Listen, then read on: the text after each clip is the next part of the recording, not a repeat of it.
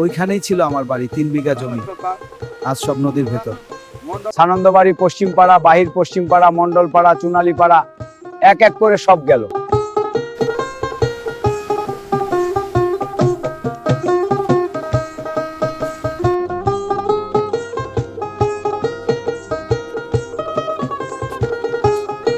আম্মা আমার বই কোথায়, আমি কি পড়বো? বলবি নদী আমাদের ঠিকানা বদলাইছে, সব ভাসিয়ে নিয়ে গেছে।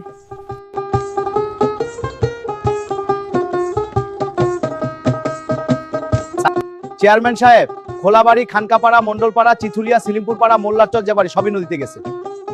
উপজেলা অফিসারের সাথে কথা বলে আমি রিপোর্ট পাঠাইছি।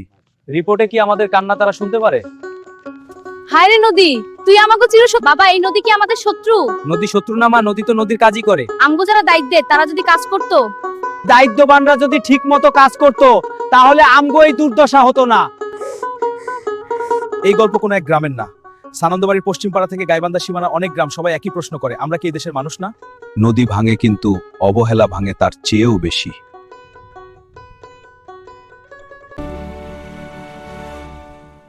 Thank you for watching.